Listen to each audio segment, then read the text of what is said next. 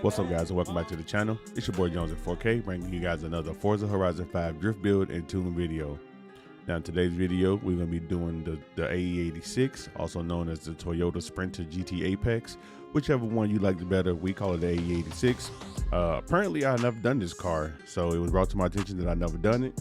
I asked the community how you guys wanted the motor built, and you guys chose the 2JZ, so that's what we did. But without wasting no time, we're going to get into the build of the car, followed by the tune, and then we're going to take it out to the mountain. All right, guys, so we're going to try something different. We're actually going to start off at the top of the mountain today. I just wanted to see how this format looks. So we're going to start off with the top of the mountain today. Let's not waste no time. Let's get some heat into the tires and let's send it downhill.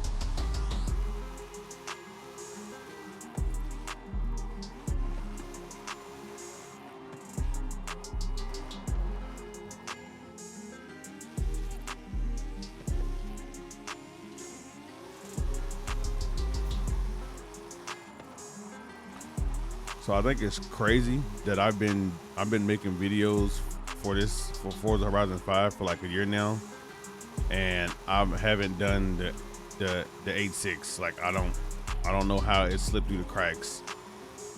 I mean, you want to talk about like the pinnacle drift car or the origin drift car, the original OG. This is one of them, and I just don't know how it slipped through the cracks. I guess I didn't really think about it.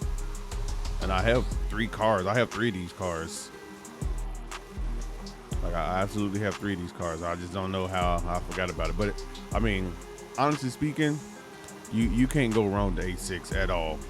Like at all. You a new driver, the A6 is good. You an experienced driver, the A6 is good. You a pro driver, the A6 is good. You just need to be able to do. You got to be able to balance the power, the tire, power, the weight. Like you can't go dropping, 1,500 horsepower in this car on a 255. I mean, unless you're just God tier. Like I've tried it to be funny and I didn't enjoy it at all. Like I didn't enjoy it. And I even think the 800 on the 255 is a bit much, but you like a little bit of tweaking, a little bit, grip it up some, like it's not bad. It's actually really it's enjoyable, which I've always enjoyed the 86. Yeah, I've always enjoyed the 86. The 86 has always been a fun little car to drive.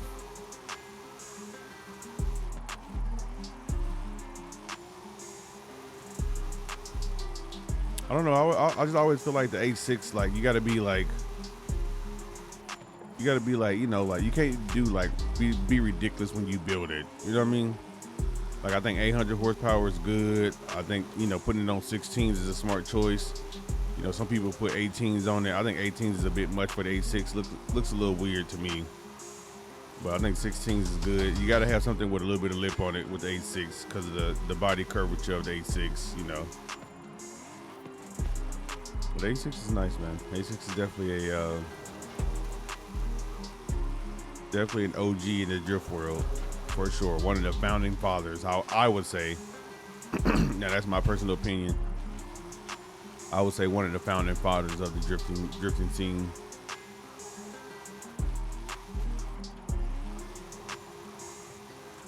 But like in Horizon, man, the A6 sits really, really low, extremely low. So I definitely had to pick it up.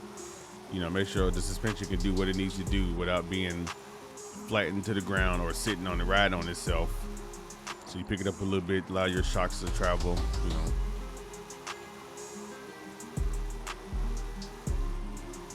But it's nice.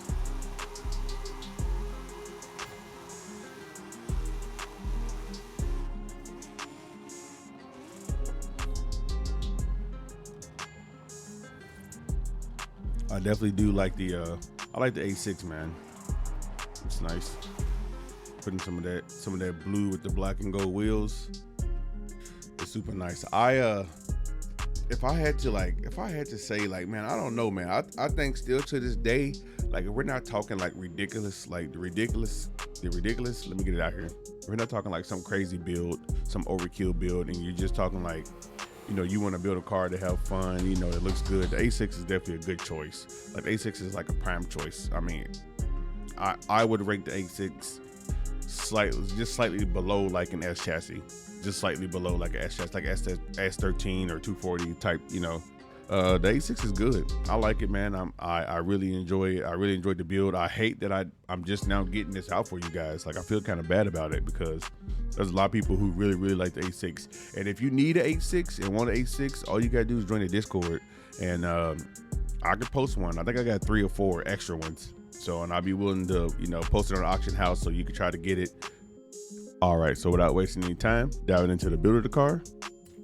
So like I said, for the motor swap, I did put a poll out on the YouTube community post, and you guys chose the 2JZ. Second place was the RB26. So obviously I built 2 because I didn't know which one was going to win, but the 2JZ won. So that's what we're going to use, the 3.0 liter. Obviously need the car rear wheel drive. We have a race clutch. We have the race transmission. We have a race driveline, and then we have the drift differential. Under the platform and handling, we have the race brakes. We have the drift springs and dampers. We have the race front roll bars, and we also have the race rear roll bars. For the road cage, we have a race road cage, and then we have a race weight reduction.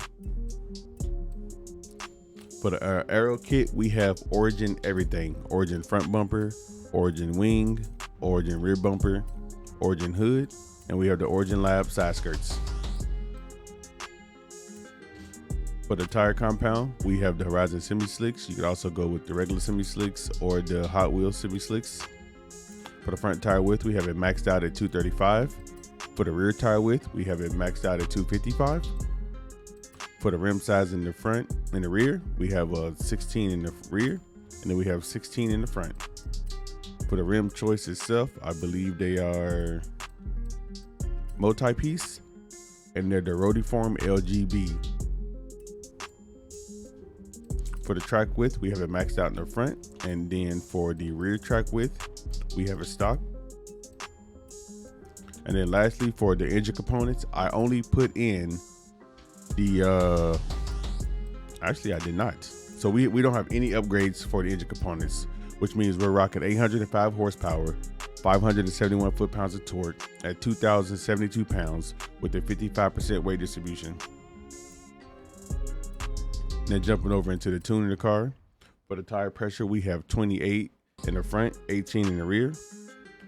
For the gear ratio, we have a 405 final drive, a 246 first gear, a 165 second, a 125 third, a 1-to-1 fourth, a 088 fifth, and then a 0796 gear. For the alignment, we're running -5 degrees camber in the front with no camber in the rear of the car. For our toe, we're running 0.2 degrees toe out with 1.1 degrees toe in.